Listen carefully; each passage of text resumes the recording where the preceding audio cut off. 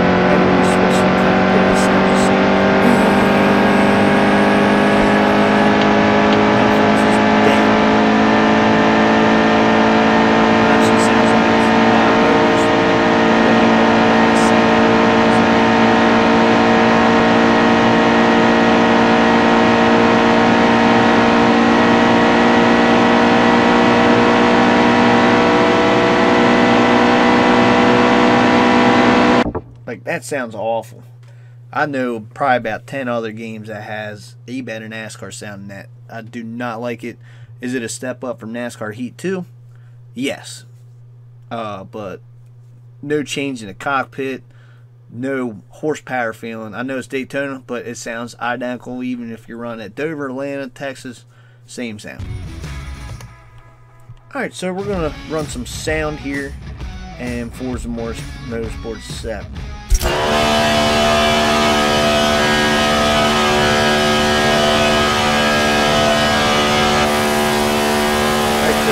Sound different.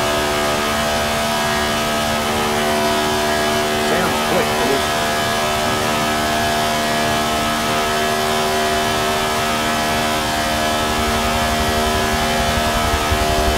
I don't know how you can play this game without getting sick. Really? Actually, while I'm on the sound, that sound is just unreal. Looks awesome.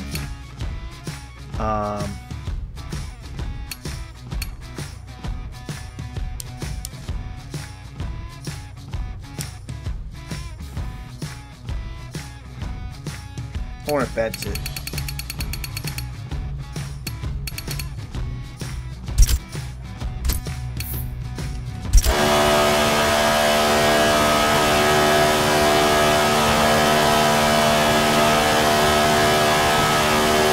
That feels a lot better. I don't feel that sick. I wonder what the difference is here when we're going to. Oh, you can turn this off. Oh my god, that feels like a million times better. That was making me head sick. Oh my god, it's not shaking the crap. Gives it a real feel. Man, very great sound. The car's revving at some high RPMs there. It sounds like it's got some power. So I do like the sound in this game. It could be a little bit better though. It doesn't have a deeper voice, but man, it sounds really good high. Handling and setups. Project Car 2 setup mechanism is awesome. I love it. You can tell the race engineer, hey, I'm having issues braking, slowing down, downforce. I'm a little bit loose coming out of the corners. I'm dragging a little bit, or I'm not hitting the RPMs at the end of the straightaway. You tell them what to do, and they fix the setup for you. Or if you have a degree, you can figure out all this fun stuff, and you can do it by weather. If it's predicting on rain, you can change the downforce, braking, the ride heights, all that fun stuff here, all the gearing. Insane, so much stuff you can do here. So now we're going to take a lap around Daytona with the stock cars, and I have the manual start on, so you can see at the bottom that I have all 4 tires all nice and warmed up. And this game is great at feeling like you have 4 tires into the pavement here. You can feel every bump when your tires are nice and warmed up. You can feel it stick to the track. Like it feels so good. Every bump you feel when you're driving off into the corner and it sticks, it just feels real great. I also like how Daytona, it feels like you're actually running at Daytona. It's not an easy track to get around. I know they paved it, and this is not the paved up track version of it, but man, it's just, I'm flying by the field. I mean, they're just probably settling a crap difficulty here. But when we take off into the corner, it's just, I know my car is going to stick because it feels good. I mean, it's just, you can feel it bouncing. That's what these drivers face going at such a top speed right here. And when you come off the corner, man, it's just, the game just feels great. Handling is one of the best things in this game. Whether Formula 1, whatever cars you're driving, when it sticks, there's no better feeling. Very great, awesome. NASCAR Heat 2, we're at setups. Got a good bit amount of setups that you can adjust. Don't know what the clicks means, all that fun stuff there. The gear I do use, just feels like you're kind of dead in career mode. But you can adjust all that fun stuff. And the cool thing is you can save it, so you can go back to run it. Don't know if you can run online, haven't really tried it. But I'm going to let you know how the feeling the car feels.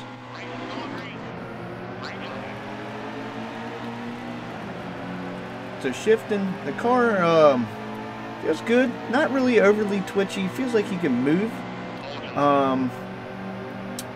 Feels like you can move out of the way if someone would crash.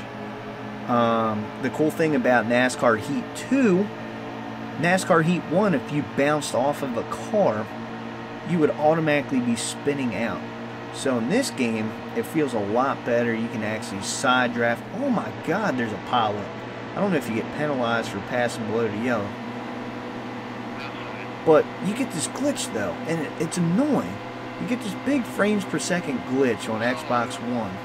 And it could cause you to send you into the wall just because it's not smooth.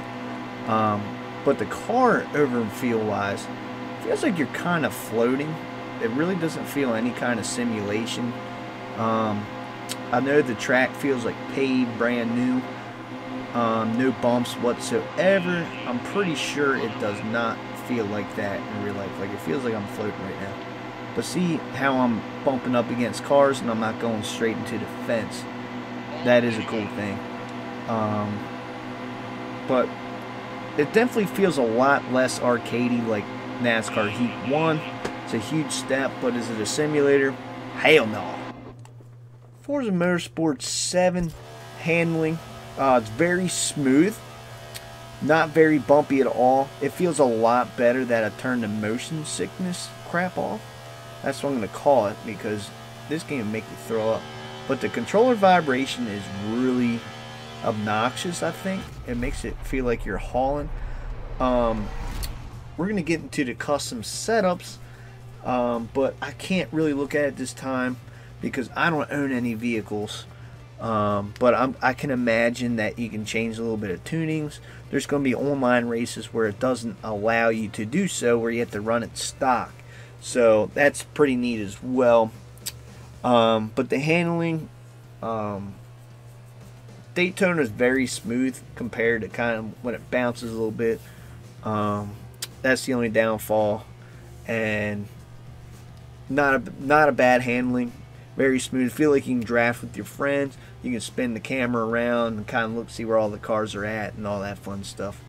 NASCAR license. Project Cars 2 licensing and tracks. So the stock car is only the Ford Fusion. There's no Chevrolet, no Toyota, and you can choose different paint schemes. So what I thought was pretty cool, none of these cars are really realistic of any sort, but you have two cars here. You got the 18, they use Joe Gibbs 18, and then you also have the 21, which is the classic Harvick car. You also have a really close Valvoline looking car, and you have like the Granger kind of old type 60 right there. That's kind of amused me a little bit. Track selects, so the NASCAR, what's cool, you can run any track. You can even run the rally, you can run the snow, in the rain, anything you want to do. But we have the Daytona International Speedway. We have Indianapolis Speedway. We also have Sonoma. And we have Texas Motor Speedway, which is cool. And Watkins Glen. And I don't know if I said Indianapolis or not. I was just blowing through it. Not a lot of circle tracks, but it's so cool. You can run Le Mans, you can run Circuit de Spa, whatever you want in these stock cars. It is such a thrill. But no real NASCAR drivers, kind of set down a little bit, and they're all Fords. So if you're Chevrolet man or Toyota man, sorry, you're in a Ford. But at least it's got Goodyear on it. It's got Goodyear tires. NASCAR Heat 2 has 3 series in NASCAR. They have a whole bunch of drivers, bunch of paint schemes, and the cool thing is they have beer. You have to put your birth date in, and you have everything you need. That is the awesomest thing ever. They have all these cars, and not to beat that, they have all these tracks. They added new tracks. Very fun to play at. The Xfinity has different tracks and the trucks as well. You can race them at night. You can cycle events, all that kind of stuff, which is cool. And they have Daytona, so you have all the licensed cars and you have all the sponsors and everything that goes with it. So it's an official NASCAR game, which is great. Licensing in Forza 7, kind of just like last year's game. Not as many cars that you can choose from, but we're going to go to Chevrolet, and you got the number 24, Chase Elliott. You got 3 paint schemes by him, and that's it. We're going to go to Ford, and you're going to have Joey Logano's cars, 3 of them. And then we're going to go to Toyota. And give me a second, guys. And you're going to have Kyle Busch, 3 cars. So you have a total of 9. Not as many as last year's Forza. Don't know what happened with that. But for example, you can change your driver gear and all that fun stuff. We're going to go to tracks. Environments is kind of weird setup this year. You can't even like really see what track you're at. But like I was saying in the other kind of videos, you got Daytona, you have Homestead, you have Indianapolis,